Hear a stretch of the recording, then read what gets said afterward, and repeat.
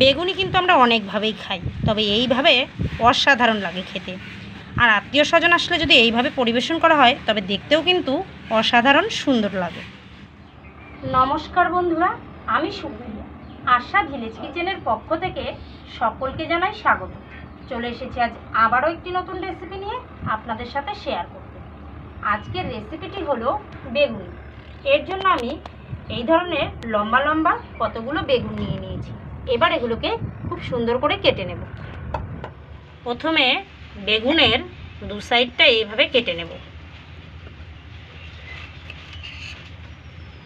এরপর লম্বা লম্বা করে এইভাবে টুকরো টুকরো করে নেব।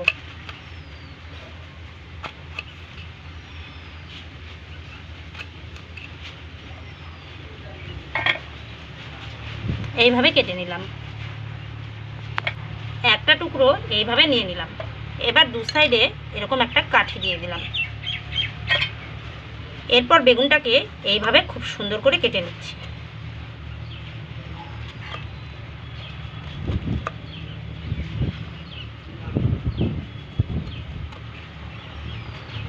বেগুনটাকে এইভাবে ঘুরিয়ে আবারও এই সাইড থেকে এইভাবে কেটে নিচ্ছি।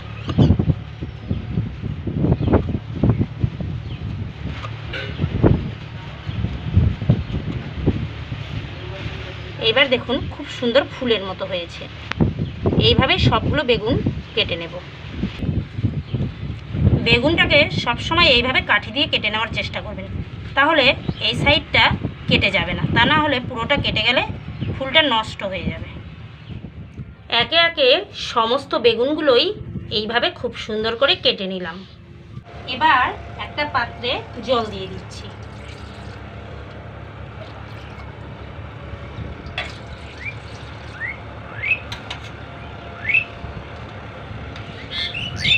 প্রায় 1 চামচের মতো লবণ দিয়ে দিচ্ছি।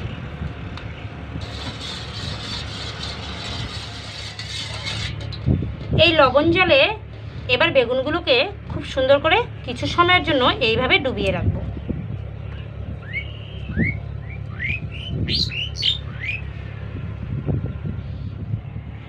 একটা একটা করে বেগুনের টুকরো এইভাবে জল ঝরিয়ে এবার তুলে নেব।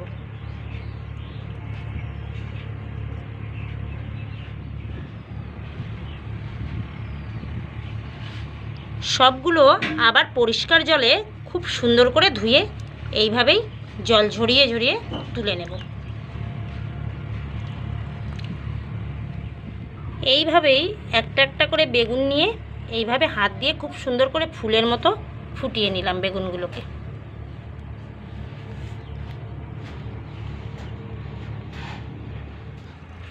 এইবার একটা পাত্রে নিয়ে নিচ্ছি কর্নফ্লাওয়ার। একটা করে বেগুন নিয়ে এইভাবে খুব সুন্দর করে কর্নফ্লাওয়ারে কোট করে নেব।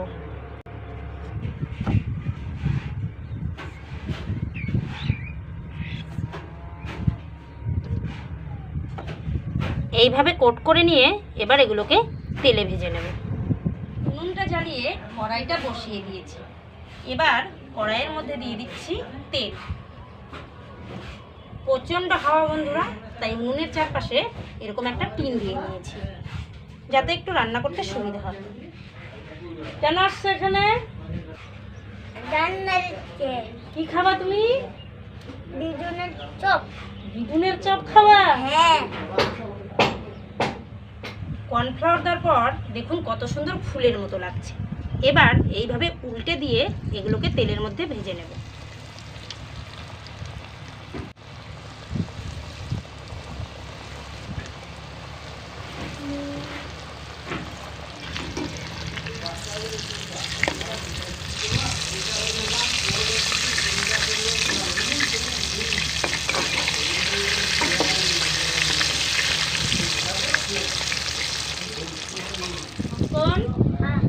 স্কুলে যাও নাই কেন?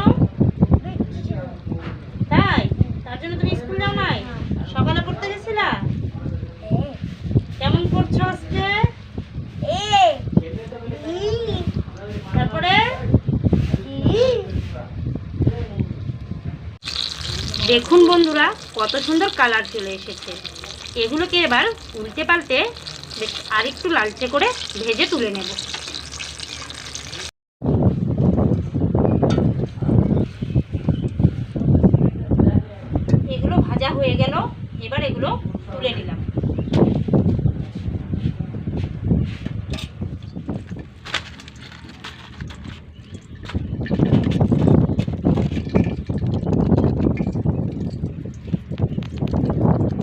চারিদিকে সামান্য একটু লঙ্কার গুঁড়ো এইভাবে ছড়িয়ে দিচ্ছি। আর হালকা করে দিয়ে দিচ্ছি বিট লবণ।